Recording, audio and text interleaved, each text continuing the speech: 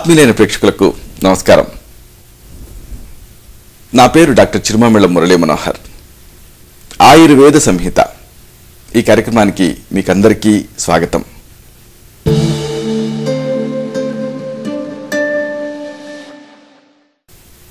ఈ కార్యక్రమంలో ఒక ముఖ్యమైన విషయాన్ని, ప్రాచీన ఆయుర్వేద రహస్యాల్ని తెలుసుకోబోతున్నారు. ఆకలింపు చేసుకొని ఆచరిస్తే ఈ అంశాలు మీ మొత్తం జీవితాన్ని అనూహ్యంగా మార్చేస్తాయి, సంపూర్ణమైన ఆరోగ్యాన్ని తిరిగి పొందేలా చేస్తాయి.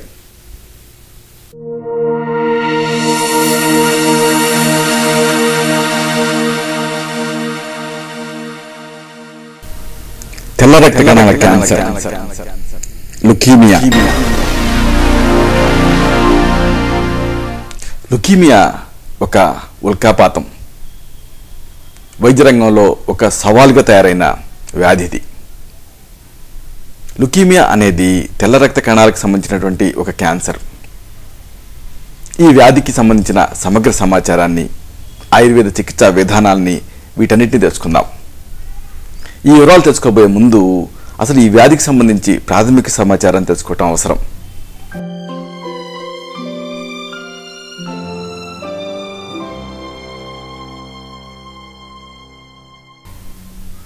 రక్త కణాలని ఎముకల లోపల ఉండేటువంటి మూలగా తయారు చేస్తుంది.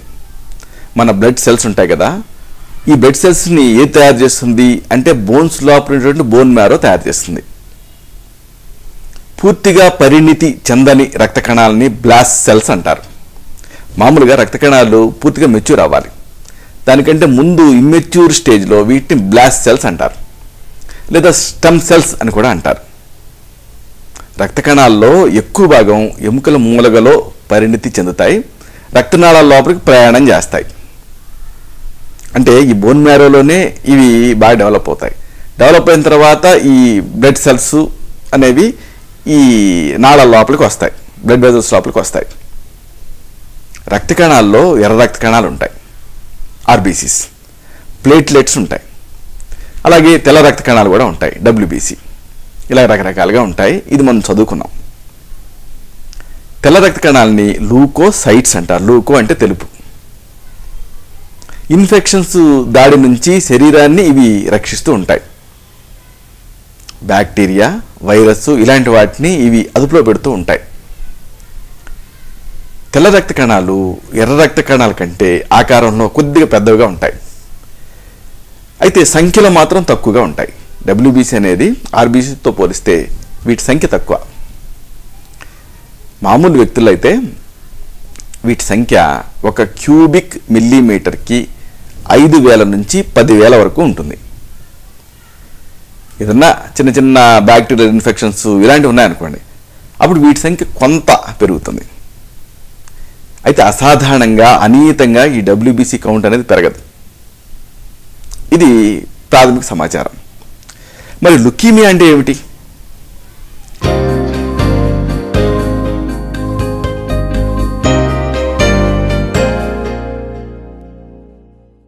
ఒకవేళ తెల్ల రక్త కణాలు అసాధారణంగా, అనియతంగా పెరిగాయి అనుకోండి, దానిని లుకీమియా అంటారు. లుకీమియాలో తెల్ల రక్త కణాలు వాటి నిర్దేశిత విధుల్ని సక్రమంగా చేయలేవు, అంటే వాటి ఫంక్షన్స్ని ఇవి సరిగ్గా నిర్వర్తించలేవు.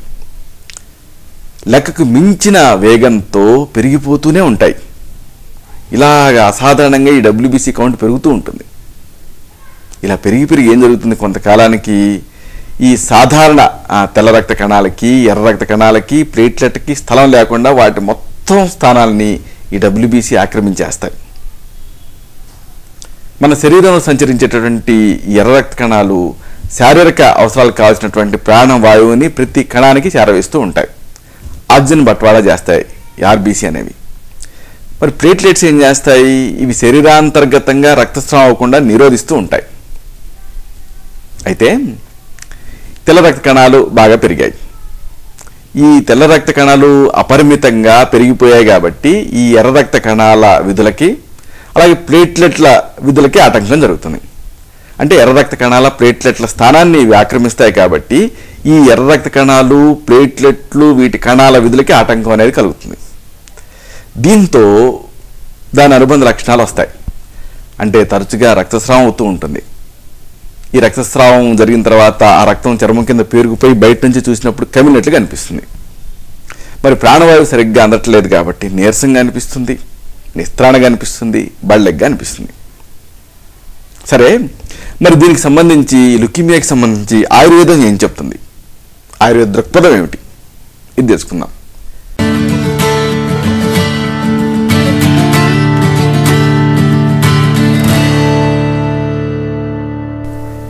మోడర్న్ ఆయుర్వేదాలో, నవీన ఆయుర్వేదంలో ఈ లుకీమియా వ్యాధిని శ్వేతాణు ఉర్ధ్వామయ శ్లేష్మక పాండు వ్యాధి కింద వ్యవహరిస్తాం. ఆయుర్వేద సిద్ధాంతం ప్రకారం వాత పిత్త కఫాలు ఇవి బయోరెగ్యులేటింగ్ ప్రిన్సిపల్స్. ఈ కఫాలు అనేటటువంటి వాత పిత్త కఫాలు అనేటువంటి శారీరక జీవక్రియా సంబంధ అంశాలు వాటి సమస్థితిని దాటి మామూలుగా అవి సమస్థితిలో ఉండి శరీరాన్ని సక్రమంగా నడిపిస్తూ ఉంటాయి. ఇవి అపక్రమంగా మారాయనుకోండి, అప్పుడు అంతర్గత వ్యవస్థ దెబ్బతింటుంది. కణజాలాల అసాధారణ స్థితి అనేది నెలకొంటుంది. అంటే కణజాలాల సాధారణ స్థితి వ్యత్యాసం అవుతుంది. ఈ క్రమంలో వచ్చేటటువంటి వ్యాధే ఈ లుకీమియా వ్యాధి. చెదిరిన ఈ దోష వ్యవస్థని సరిచేసి తిరిగి దోష సామ్యతను కలిగించడం అనేది చికిత్సలో ముఖ్యం. సరే, ఈ వివరాలు తెలుసుకోబోయే ముందు మరికొంత సమాచారాన్ని తెలుసుకుందాం లుకీమియాకి సంబంధించి. ఈ లుకీమియాని అధ్యయన సౌలభ్యం కోసం విభజిస్తాం.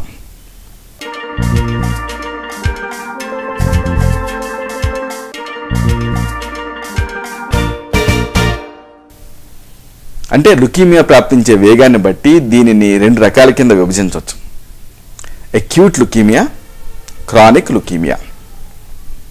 అక్యూట్ లుకీమియా ఉండేటటువంటి వాళ్ళు తక్కువ వ్యవధిలో వ్యాధి ప్రభావానికి లోనవుతారు. ఇక క్రానిక్ లుకీమియా ఉండేటటువంటి వ్యక్తుల్లో వ్యాధి నింపాదిగా పురోగమిస్తూ ఉంటుంది. బాగా ముదిరేంత వరకు కూడా ఏ రకమైన లక్షణాలు కనిపించవు. తెల్ల రక్త కణాలని వాటి ఉత్పత్తిని బట్టి లింఫోసైట్స్, మైలోసైట్స్ ఇలా గుర్తించడం జరుగుతుంది. వీటిలో ఏ రకం లుకీమియా వ్యాధికి కారణమవుతుందో దాన్ని బట్టి లుకీమియాని తిరిగి 4 విధాల కింద విభజించవచ్చు. ఈ విభజన తెలుసుకుందాం.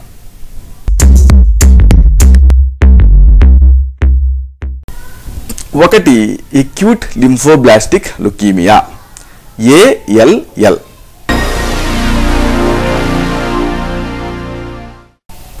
ఇది పిల్లల్లో చాలా సాధారణంగా కనిపించేటువంటి క్యాన్సర్ వ్యాధి, అయితే పెద్దవాళ్ళలో కూడా రావచ్చు. ఇక 2 అక్యూట్ మైలోజినస్ లుకీమియా, AML.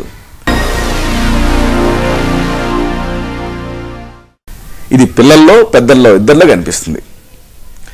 ఇక 3 క్రానిక్ లింఫోసైటిక్ లుకీమియా, CLL.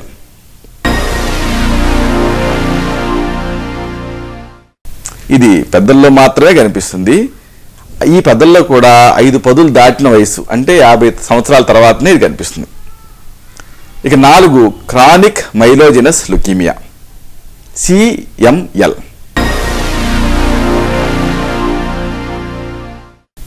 ఇది కూడా పెద్దల్లోనే ఎక్కువగా కనిపిస్తుంది, పిల్లల్లో కనిపించడం అరుదు. సరే, మరి ఈ లుకీమియా ఎందుకు వస్తుంది, దీనికి దారితీసే కారణాలు ఏమిటి, ప్రేరకాలు ఏమిటి, ఇది కూడా తెలుసుకోవాలి. దీనిపైన కూడా మీకు అవగాహన ఉండాలి.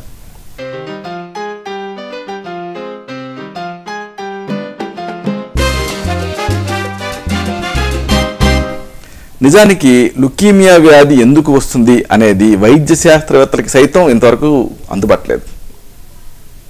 అంటే కొంతమంది దురదృష్టవంతుల మీదనే ఇది ఎందుకు దాడి చేస్తుంది అనేది వైద్య వర్గాల్లో నిరంతరం కూడా రగిలేటటువంటి జవాబు లేని ప్రశ్న. అయితే ఈ దిశగా కొన్ని పరిశోధనలు జరిగాయి. ఈ దిశగా జరిగినటువంటి పరిశోధనలో కొంత పురోగతి కనిపించింది. కొన్ని రకాల అంశాలు ఈ లుకీమియాకి ప్రేరకాల కింద పనిచేస్తాయని గమనించారు. ఈ ప్రేరకాలని తెలుసుకున్నాం అనుకోండి, లుకీమియాని నిరోధించేటువంటి అవకాశం ఉంటుంది.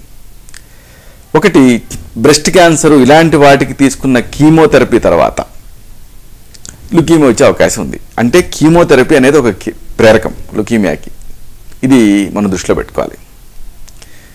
అలాగే వేరే రకాల క్యాన్సర్ల చికిత్సలో రేడియేషన్ ఇస్తూ ఉంటారు. ఈ రేడియేషన్ వల్ల కూడా తర్వాత కాలంలో లుకీమియా వచ్చేటువంటి అవకాశం ఉంటుంది. ఇది ఒక ప్రేరకం. ఇక కొంతమంది వృత్తిపరంగా బెంజీను, పెరాల్డిహైడు ఇలాంటి కొన్ని రసాయనాలకి గురవుతూ ఉంటారు. ఇలాంటి రసాయనాలకి గురైన సందర్భాల్లో ఆ తర్వాత లుకీమియా వచ్చే అవకాశం ఉంది. ఇక స్మోకింగు, అలాగే పొగాకు నేరుగా వాడటం, అంటే తంబాకు ఇలాంటి నవలటం, ఇలాంటివి కూడా ఈ లుకీమియాకి ప్రేరకాల కింద ఉంటాయి. అలాగే డౌన్ సిండ్రోమ్ ఇలాంటి అసాధారణ జన్యువులకు సంబంధించినటువంటి వ్యాధుల్లో కూడా లుకీమియా సమాంతరంగా కనిపించేటటువంటి అవకాశం ఉంది. ఇక హెచ్టిఎల్వి అని ఇది ఒక రకమైనటువంటి హెచ్ఐవి ఇన్ఫెక్షన్. దీంట్లో కూడా లుకీమియా వచ్చేటువంటి అవకాశం ఉంది. ఇవన్నీ ప్రేరకాలు. అయితే ఇక్కడ మరొక ముఖ్యమైన విషయం చెప్పాలి. లుకీమియాకి గురైనటువంటి మనుషులలో ఎక్కువ శాతం మందికి ఇవేవి కారణాల కింద ఉండకపోవచ్చు. అయితే ఇక్కడ మరొక ముఖ్యమైన విషయం చెప్పాలి. అదృష్టవశాత్తు ఈ వ్యాధి వంశపారపర్యంగా రాదు. అంటే మీ కుటుంబంలో ఎవరికైనా ఉంటే మీకు వస్తుందేమో అని మీరు భయపడాల్సిన పని లేదు. అయితే చాలా అరుదైనటువంటి సందర్భాల్లో మాత్రం క్రానిక్ లింఫోసైటిక్ లుకీమియా అనువంశికంగా వచ్చేటువంటి అవకాశం ఉంటుంది. సరే, మరి లుకీమియా అంటున్నాం, దీన్ని ఎలా తెలుసుకోవాలి, ఎలాంటి లక్షణాల ద్వారా ఇది వ్యక్తం అవుతుంది, ఈ వివరాలు తెలుసుకుందాం.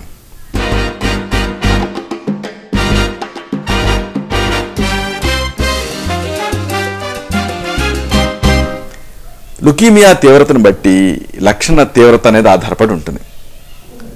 లుకీమియాలో జ్వరం ఉంటుంది, రాత్రి వేళల్లో చెమట పడుతూ ఉంటుంది, ఫ్రీక్వెంట్గా తరచుగా ఇన్ఫెక్షన్స్ దాడి చేస్తూ ఉంటాయి.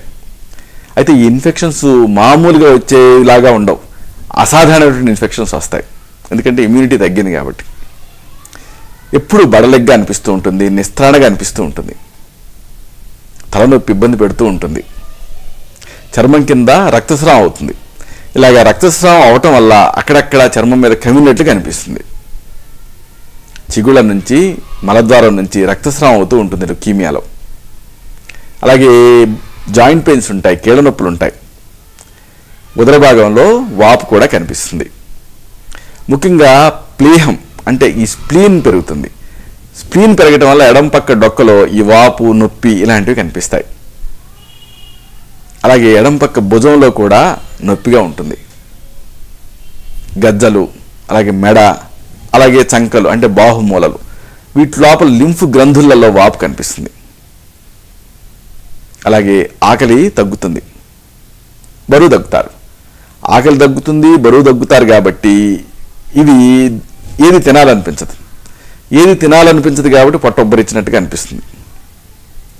సరే, మరి వైద్య సహాయం పొందాల్సిన సందర్భాలు వీటిని కూడా మీరు తెలుసుకోవాలి.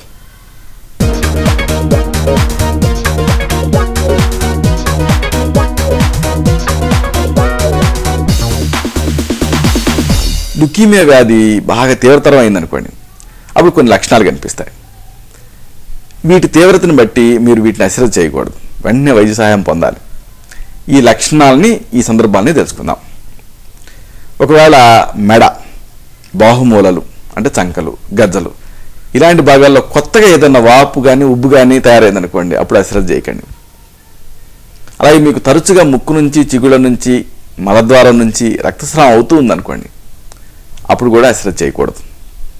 మీకు పదే పదే అకారణంగా జ్వరం వస్తుందనుకోండి, అశ్రద్ధ చేయకండి. రాత్రిపూట చెమట ఎక్కువగా పడుతూ ఉందనుకోండి అసాధారణంగా, అప్పుడు అశ్రద్ధ చేయకండి. అలాగే సరైనటువంటి కారణం లేకుండా అకారణంగా ఆకలి, శారీరక బరువు ఇవి తగ్గిపోతున్నాయి అనుకోండి, అప్పుడు కూడా అశ్రద్ధ చేయకండి.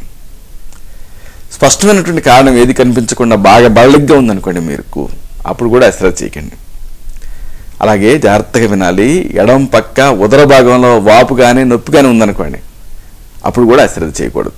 ఈ లక్షణాలు కనిపిస్తున్నప్పుడు అశ్రద్ధ చేయకుండా వైద్య సహాయం తీసుకోవాలి. అయితే ఇక్కడ మరొక ముఖ్యమైన విషయం చెప్పాలి. సాధారణ వ్యాధులు చాలా వాటిలలో ఇవే ఇప్పుడు మనం చెప్పుకున్న లక్షణాలే కనిపిస్తాయి. కాబట్టి సరైనటువంటి వ్యాధి నిర్ణయం అనేది త్వరగా జరగడం అవసరం. దీనికి కొన్ని పరీక్షలు, కొన్ని నిర్ధారణ టెస్టులు అవసరం అవుతాయి. వీటిని తెలుసుకుందాం.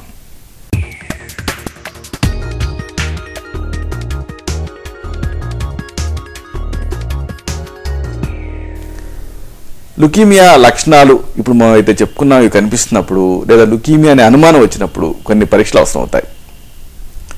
మెడ, బాహుమూలలు, గజ్జలు ఇలాంటి భాగాల్లో గ్రంథుల వాపును పరీక్ష చేయాల్సి ఉంటుంది. కాలేయం, ప్లేహం అంటే స్ప్లీను ఇవి పెరిగాయేమో చూడాల్సి ఉంటుంది. రక్తాన్ని సూక్ష్మదర్శిని పరీక్ష కోసం పంపించాల్సి ఉంటుంది. పంపితే దాంట్లో లుకీమియాని కలిగించే బ్లాస్ట్ కణాల ఉనికి తెలుస్తుంది. లుకీమియా శరీరంలో ఏ మేరకు వ్యాపించింది అనేది తెలుసుకోవటం అవసరం. దీనికోసం ఛాతీ ఎక్స్రే ఉపయోగపడుతుంది.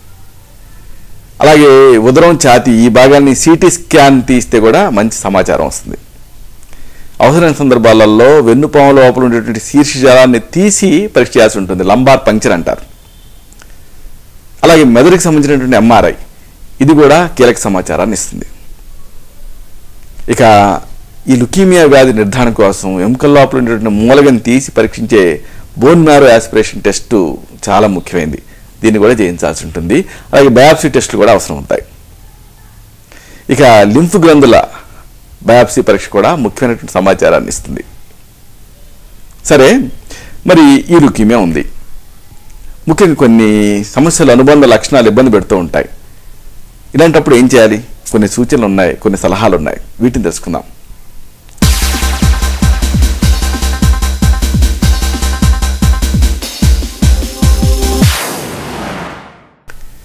లుకీమియాలో వాంతులు, వికారం ప్రధానంగా కనిపిస్తాయి. తరచుగా వాంతులు అవుతూ వికారంగా అనిపిస్తూ ఉంటుంది. ఇలాంటప్పుడు లీటర్ నీళ్ళకి 1/2 చెంచాడు వంట సోడాని, 1/2 చెంచాడు సముద్రపు ఉప్పుని, 50 గ్రాముల పంచదారని కలపండి. దీంతో రీహైడ్రేషన్ పానీయం అనేది తయారవుతుంది. దీన్ని ప్రతి గంటకి ఒకసారి చొప్పున కొద్ది కొద్దిగా తాగుతూ ఉండండి.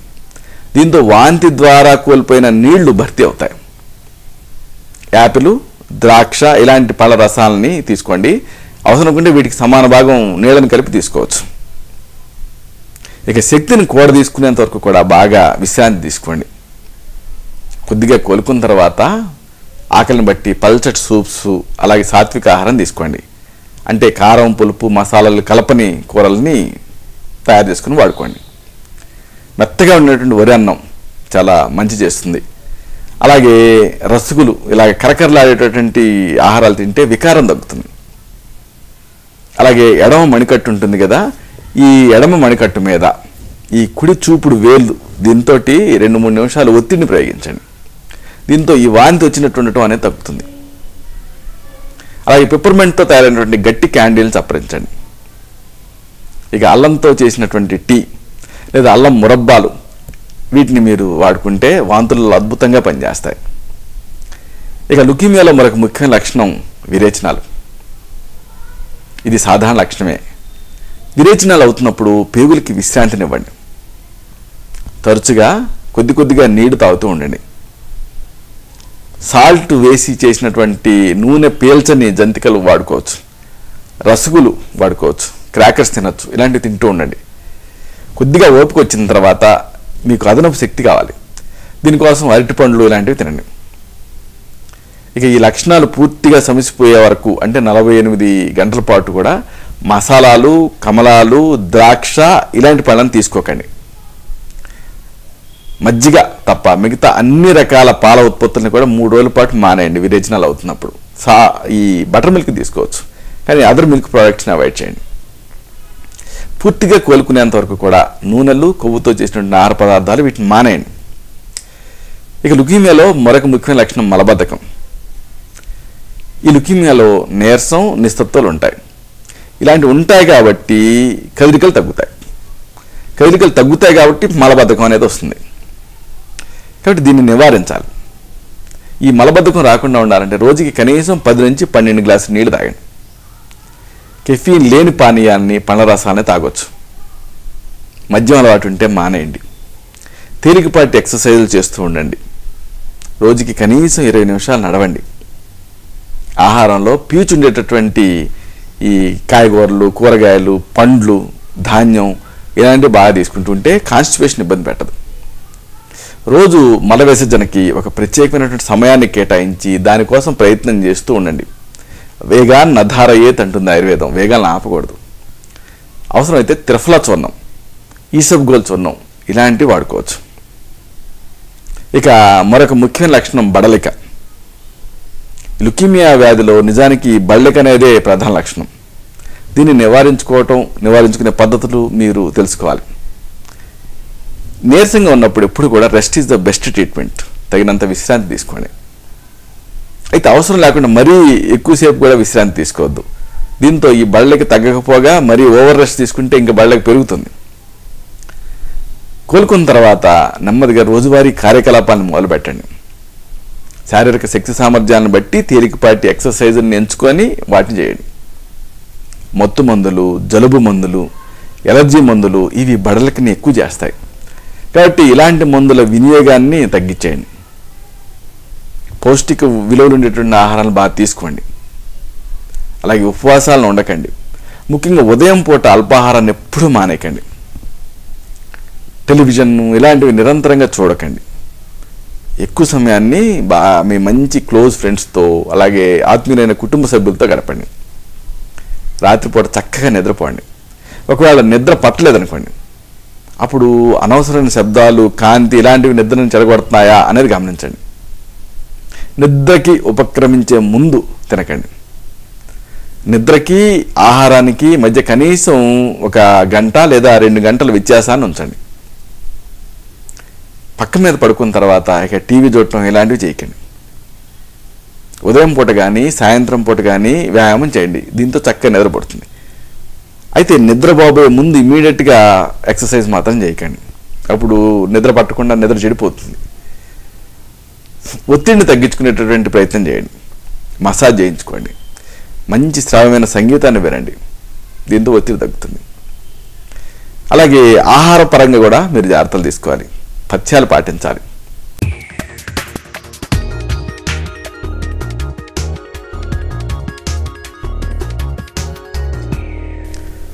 క్యాన్సర్లో పౌష్టికాహారం అనేది కీలక పాత్ర పోషిస్తుంది. బరువు కోల్పోకుండా ఉండటం కోసం, బళ్ళకి లేకుండా ఉండటం కోసం సరైనటువంటి ఆహారాన్ని తీసుకోవాలి. సాధారణంగా ఆకలి మందగించటం, బళ్ళగ్గా ఉండటం, కుంగుబాటుగా ఉండటం, వాంతులు, వికారం, నోటిపోత ఇలాంటివన్నీ ఉంటాయి. కాబట్టి ఆహారాన్ని సరిగ్గా తీసుకోలేరు. దీనికి ప్రత్యామ్నాయంగా ఆహార సేవన విధానంలో మార్పులు చేసుకోవాలి. మీరు ఆహారంలో మాంసకృతులు ఎక్కువగా ఉండేలా తీసుకోండి. అంటే ప్రోటీన్ ఫుడ్ తీసుకోండి. అవసరమైతే పాలతో చేసినటువంటి మిల్క్ షేక్స్ తీసుకోవచ్చు. దీంతో శరీరానికి కావాల్సిన మాంసకృతులు అందుతాయి. సాధారణంగా మీరు గమనించండి, ఆకలి మార్నింగ్ టైం ఎక్కువ ఉంటుంది. ఉదయం పూట ఆకలి బాగా ఉంటుంది. కాబట్టి ఆకలి ఎక్కువగా ఉండేటటువంటి ఈ మార్నింగ్ టైమ్స్లో ప్రధాన భోజనాన్ని తీసుకోండి. ఒకవేళ మీరు కాకుండా ఇతరులు తయారు చేసినటువంటి ఫుడ్ మీకు బాగుంది అని అనిపించింది అనుకోండి, అప్పుడు ఇతరులు వండినటువంటి ఆహారం రుచిగా మీకు అనిపిస్తూ ఉంటే కుటుంబ సభ్యుల చేత వండించుకొని మీరు ఫుడ్ తింటూ ఉండండి. ఒకవేళ మీరు ఘనాహారాన్ని తీసుకోలేకపోతున్నారనుకోండి, అప్పుడు ఎక్కువ విలువలు ఉండేటటువంటి ద్రవాహారాన్ని తీసుకోండి. ఆయుర్వేదంలో ఈ ఆకలిని పెంచడానికి పంచాసం, చిత్రకాది బట్టి ఇలాంటి చక్కని మందులు ఉన్నాయి. ఆర్ద్రఖండావలేహం ఇలాంటివి. వీటిని వైద్య సలహాతో వాడుకోవచ్చు. ఇక ముఖ్యమైన విషయానికి వస్తున్నాం. లుకీమియాకి ఆయుర్వేద చికిత్సా వ్యూహం ఎలా ఉంటుంది ఇది తెలుసుకుందాం.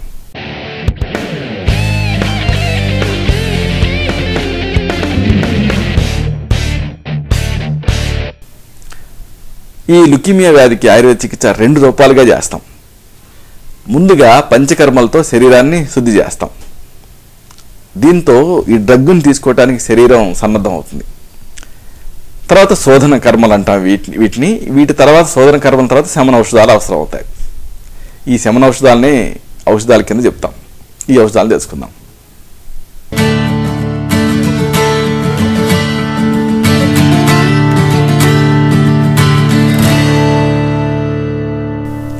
ఈ లుకీమియాకి శక్తివంతమైనటువంటి ఆయుర్వేద ఔషధాలు నిజానికి చాలా ఉన్నాయి. ఫలత్రికాది క్వాధం, ఆరోగ్యవర్ధిని వటి, సూతశేఖర రసం, చంద్రకళారసం, అమృత సత్వం, ఉచిరాసవం, పునర్నవారిష్టం, నవాయస చూర్ణం, అబ్రక భస్మం, చవన్ప్రాసావలేహ్యం, లోకనాథరసం, ప్రవాళ పంచామృతం ఇవి కొన్ని ముఖ్యమైనటువంటి ఔషధాలు.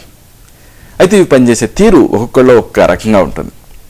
ఎందుకంటే మనందరం ఒకే రకంగా ఉండం. కుటుంబంలో కూడా అందరూ ఒకే మాదిరిగా ఉండరు. జన్యుపరమైనటువంటి తేడాలు ఉంటాయి. కాబట్టి ముందు మీ నాడిని చూడాలి, మీ తత్వాన్ని విశ్లేషించాలి, మీ ప్రకృతిని తెలుసుకోవాలి, వ్యాధి స్థాయిని, మీ శక్తిని పరిగణించాలి, వేరే వ్యాధుల ప్రభావం ఏ మేరకు ఉంది అనేది కూడా చూడాలి. ఆ తర్వాత ఈ ఔషధాల్లో మీకు సరిపోయేటటువంటి ఔషధాలని తగిన పచ్చాపత్యాలతో, సరైన అనుపాన సహపానాలతో, సరైన మోతాదుని, నిర్ణీతమైన కాల వ్యవధిని నిర్ణయించి సూచించాల్సి ఉంటుంది. ఇలా ఈ లుకీమియా సమస్యని, దానివల్ల వచ్చే ఇక్కట్టని సంపూర్ణంగా, సునాయాసంగా, నిశ్శేషంగా, నిస్సంశయంగా జయించవచ్చు.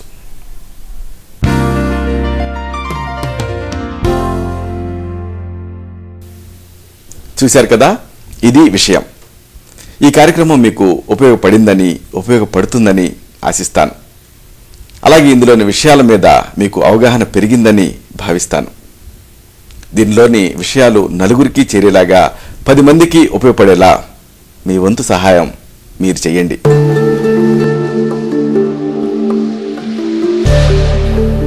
మళ్ళీ ఇదే కార్యక్రమంలో మనం కలుసుకున్నప్పుడు ఇలాంటి మరొక ఆసక్తికరమైన అంశాన్ని తెలుసుకుందాం.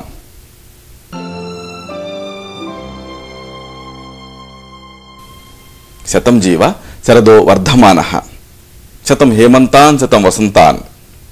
100 శరత్తులు, 100 హేమంతాలు, 100 వసంతాలు వర్ధిల్లుతూ జీవించండి.